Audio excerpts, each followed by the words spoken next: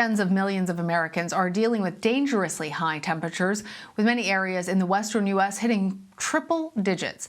In Texas, unplanned power outages are making the situation worse. Omar Villafranca has the latest. Record drought and sweltering heat are baking the western U.S. Palm Springs, California hit 113 degrees today and is bracing for triple digits the rest of the week. Yesterday hit 120, a new record. A brush fire in the Bay Area quickly spread, burning multiple homes and hinting at what could be a long fire season. This time of the year, we're not used to seeing this type of fire. In Texas, temperatures are putting a strain on the state's power grid. Residents are being asked to conserve power 4 months after a deadly February cold snap paralyzed power plants across the state.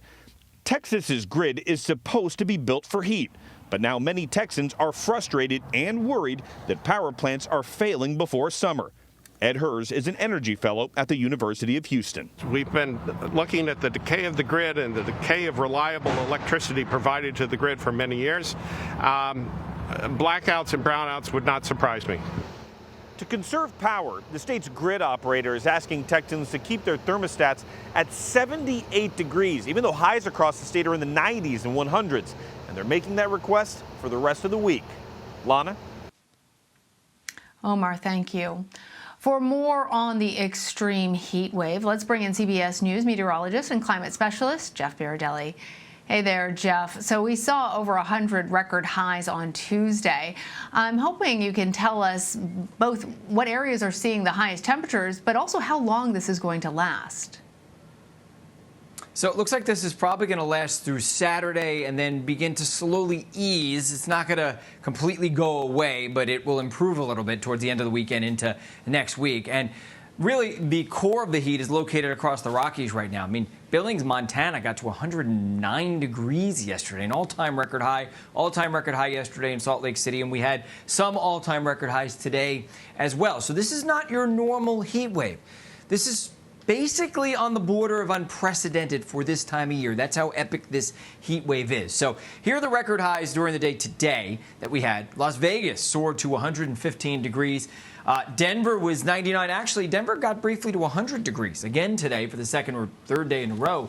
It was hot in the Plain States and beginning to get hotter in California, but that trend is going to continue as the ridge of heat, that core of heat, begins to propagate to the west. And so as we head into Thursday, we're 108 in Fresno, 109 in Sacramento, and we'll do it again as we head into Friday, where the core of the heat is up and down the valleys of California, on top of what is the worst drought in centuries across the West.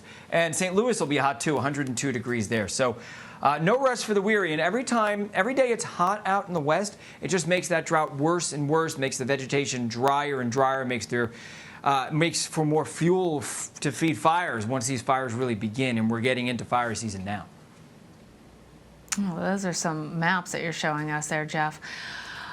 Let's talk a little bit, before I let you go, about the tropical system that may develop in the Gulf. What kind of impact will that have? So, this doesn't look like it's ever going to be a very strong system, but it's going to deliver rain to places that don't need the rain. We've had a lot of rain along the Gulf Coast, and it's probably headed in that direction. So there's more thunderstorms, still not very organized, but there's a 90% chance that this is going to develop somewhere about here, then probably move north towards the coast of Louisiana. So we'll kind of follow it. Probably develops tomorrow or Friday. Watch it begin to spin. There it is right there, bringing a lot of heavy rain to the coast of Louisiana and also into other parts of the Deep South and the Southeast. As far as how much rain we're likely to see, the red stripes you see here, that's 4 inches. We see the purple, that's as much as 8 inches. Now, keep in mind, Baton Rouge has seen about 3 feet of rain in the last 3 months. This whole area is inundated with water, saturated ground. So again, they're going to see a lot more rain and a lot more flooding. The places that really need it, way out here in the west, we're not going to see any rain at all. So unfortunately, we're stuck in this pattern right now, dry in the west and very wet with flooding in the south. Almost adding insult to injury. Jeff, thank you. You're welcome.